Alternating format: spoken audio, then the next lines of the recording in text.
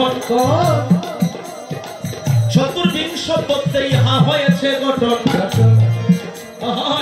মহাভূত অহংকার সহকারে মন এই 24 তত্ত্বে মানব দেহেরই গঠন। কতগুলা তত্ত্ব দিয়ে মানুষকে গঠন করেছে। হ্যাঁ কি বলেছে? এই যে মানব দেহ কর নিরূপণ চতুর্বিংশ তত্ত্বে ইহা হয়েছে গঠন। মহাভূত অহংকার সহকারে মন এই 24 তত্ত্বে মানব দেহেরই গঠন। পঞ্চভূত ষড়রিপু একত্র করিয়া তাহার মধ্যে 10 নিরীহ লইবে গড়িয়া। নাভি মূলে দিগল পত্র রুক্ষান জলয় আখি ঘণ্ট জুলে 16 দল পদ্ম দিল রাখি। আমি আপনাদের সাদাপুর কীর্তন করে কোথায় গিয়েছিলাম? হারিয়াগাঁও। ওখান থেকে গিয়েছিলাম বাদেশ্বর, কুলিয়া গ্রামে বাদেশ্বর। তো ওরা বলছে দাদা এই কলিযুগে বলি চলে না কেন, একটু ব্যাখ্যা করো। বাবা সুন্দর কথা। বলে কে বলছি তোমাকে বলি চলে না? বলে একজন সাধু বলেছে। বলে ও সাধুই না, ও সাধুই না, কলিযুগে বলি চলে না কে বলছে? এখানে আমি বললাম যে এখানে অধিবাস থেকে পূর্ণার আগ পর্যন্ত এখানে বলি হইব, পাটা বলি হইব। এখানে হইতেছে না? এখানে পাটা বলি হইতেছে না? আপনার মনে যদি এটা কোনো সংশয় থাকে তাহলে বলবেন না, মহাপ্রভুর সামনে কোনো বলি চলে না। আর যদি চলে তাহলে বলবেন আমার তো সংশোধন হয়ে গেল। এখানে অধিবাস থেকে বলি চলছে, পাটা বলি, আর পূর্ণার আগ পর্যন্ত বলি চলবে। এখন বলেন তো কে কয়টা পাটা বলি দিছি আমরা? এখানে দিছ না? মানসিক করছো? করছে না? তোমরা করছো? আচ্ছা, এখানে পাটা বলি চলছে। কথাটা মনের মধ্যে একটা সংশয় বেঁধে গেল, সবার মনটা কালো হয়ে গেছে। এটা কি বলতেছি বিট্টু সরকার? পাটা বলি বলতে কি? 16 রাজার বেটা, প্রত্যেক মানুষের দেহের ভিতরে আছে 6টা পাটা। হরিবল। টেনে ধরি তারি প্রত্যেক দেহের মধ্যে 6টা পশু, কাম ক্রোধ লোভ মোহ মদ মাৎসর্য। আমি বাজারের পাটার তো বলি নাই, মায়ের সামনে বলি দিয়া। আমাদের সুনামগঞ্জের উত্তর পাশে পশ্চিমে একটা গ্রামের নাম আছে গৌরারং গ্রাম। আপনারা অনেকে শুনতে পারেন, নাও শুনতে পারেন, প্রবীণ মানুষ যারা তারা জানবেন। ওই গৌরারং গ্রামে একটা জমিদার বাড়ি ছিল। জমিদার যে ঘাটে স্নান করতো এখনো একটা সেই চিহ্নটা ঘাটটা আছে না? ওখানে প্রতিদিন বাজারের মহিষ পাটা বলি হইতো মায়ের সামনে। পাটা বলি দিতে দিতে ওই বাজারে যত পাটা সব খালি হয়ে গেছে। এখন ওই জায়গায় এত পাটা বলি দিল, মায়ের পূজা করলো, কিন্তু পাটা বলি দিয়ে মা থাকবে দূরের কথা, এখানে জমিদারি থাকবে দূরের কথা, মানুষ পর্যন্ত নাই। কেন এত পাটা বলি দিলে? মারে এত পাটা দিলে? বীরবল গিয়েছিল কালী পূজাতে ভক্তি করতে। অনেকজন শুদ্ধ ভক্ত ছিল। গিয়ে প্রথম ভক্তি করবে, এর মধ্যে দেখে বীরবল গিয়েছে করতে ভক্তি, এর মাঝে দেখে ওই যে মান্ডবের বারিন্দায় রক্ত। সংখ্যা উঠলো, এখানে কালী পূজা হবে, বারিন্দায় রক্ত কেন? পুরোহিত বসা আছে। পুরোহিতরে বলবো ব্রাহ্মণ মশাই এখানে রক্ত কেন? কই একটু আগে হয়েছে পাটা বলি ওইখানে মায়ের সামনে, তাই পাটার তাজা রক্ত ফুলের মধ্যে লেগে আছে। বলে তুমি ব্রাহ্মণ ঠাকুর এখানে পাটা বলি দিয়েছো বাজার থেকে কিনে, আর সেই রক্ত আমি আর করবো না ভক্তি, আমি হইলাম বিরক্ত। তোমরা আবার কেমন ভক্ত মায়ের সামনে দিয়েছো পাটা বলি, বারিন্দায় রক্ত? আচ্ছা বলে তো কোন শাস্ত্রে পেয়েছো বাজারে পশু বলিতে হয় মায়ের সামনে? যে মার সামনে পাটা বলি দেওয়া হয় সেই মায়ের সামনে তোমরা গান গাও, জগত জননী মাগো তারা। তুমি জগতের মা, তুমি আমার আপনার না, জগতের মা। জগতের মা যদি হও, এই আশপাশে যত পশুর বাজার আছে এই বাজারগুলা কি জগতের ভিতরে না? এই পশুগুলা কি জগতের ভিতরে না? তাহলে তুমি যদি জগতের মা হও, তোমরাই তো গান গাও। আমি যদি জগতের মা হই তাহলে জগতের ভিতরে যা সৃষ্টি আছে সবাই তো আমার সন্তান। আমার সন্তান আমার সামনে বলি দিলে আমি আশীর্বাদ করবো দূরের কথা, সেই পূজাতে আমি উপস্থিত থাকবো না। একদিন শিব ঠাকুর বলেছে কালী রে কালী, তোমার সামনে যে মানুষ দেয় পাটা বলি, তোমার নাম তো কালী, তুমি কি খুশি হও? একটু বলো তো। বলছে না না খুশি হই, যদি বাজারের পাটা কিনে পশু বলি দেয়, যতদিন কুম্ভী পাপ চন্দ্র সূর্য থাকবে কুম্ভী পাপ নরকে সেই পাপী নিলয় হইবে। আমি খুশি হই সেই পাটা বলি দিলে টেনে ধরি তার ঈশ্বর প্রত্যেক দেহের মধ্যে যে 6টা বসে ওই দেহের পাটা যদি কেউ বলি দিয়ে আমার পূজা করে আমি তার আশীর্বাদ দিয়ে তার পূজা আমি গ্রহণ করে যাই। ওখানে যে বলিটা চলছে এখানে সেই পাটা নয় ওই দেহের পাটা। এই যে মানব দেহ কর নিরূপণ চতুর্বিংশ তত্ত্বে ইহা হয়েছে গঠন। পাটাগুলোর নাম বলি।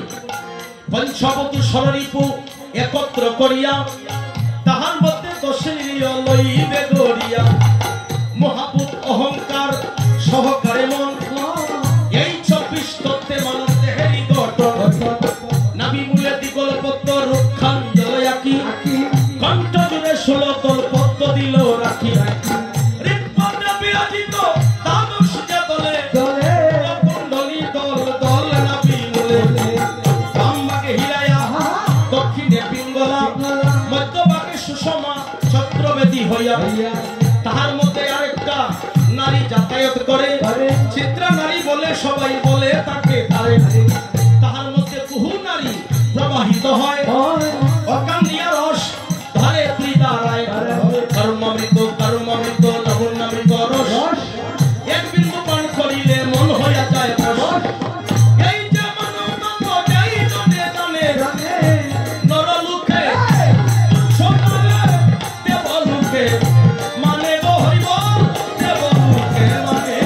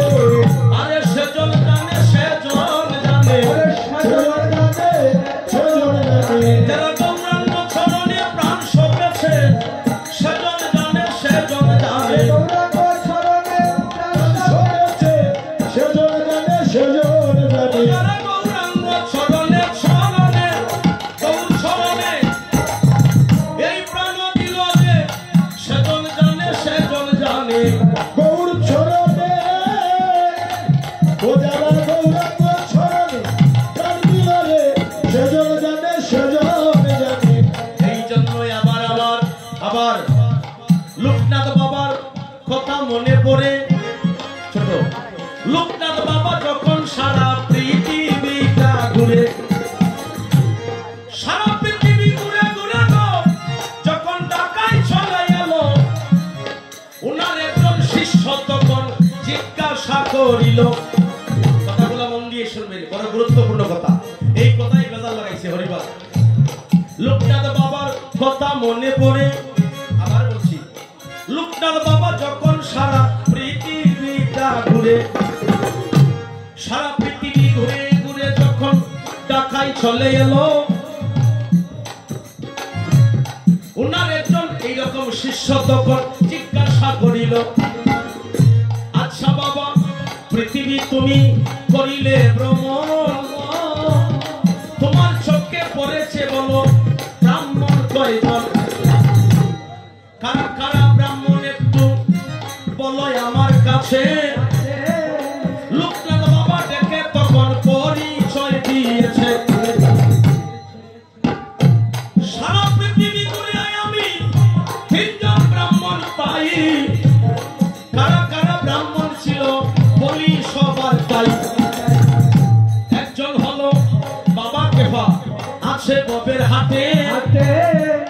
আরেকজন তৈলঙ্গ স্বামী, সেও ব্রাহ্মণ ঘটে। মক্কায় গিয়া পেয়েছিলাম আরেকজন ব্রাহ্মণ আব্দুল গফুর নামে। তাহার মধ্যে ব্রহ্ম শক্তি লোকনাথ বাবা বলে। তার শিষ্য বলে, বাবা গো বাবা, ও বাবা, মুসলমানের ছেলেকে তুমি ব্রাহ্মণ বলে করলে নির্বাচন। লোকনাথ বাবা বলে, তুই কি বললে? কথা বলিস না।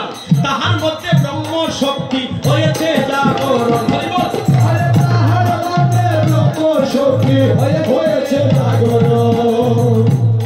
কথা বলিস না, তার মধ্যে ব্রহ্ম শক্তি আছে। কারা কারা? একজন হলো বামা কেফা, ব্রাহ্মণ, আরেকজন তৈলঙ্গ স্বামী।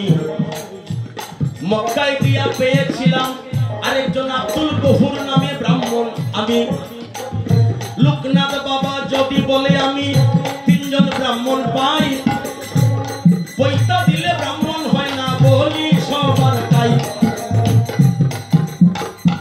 আমার কথা নয় গো বাবা, লোকনাথ বাবার কথা, আমার কথা শুনে প্রাণে পাবেন না কেউ বেটা।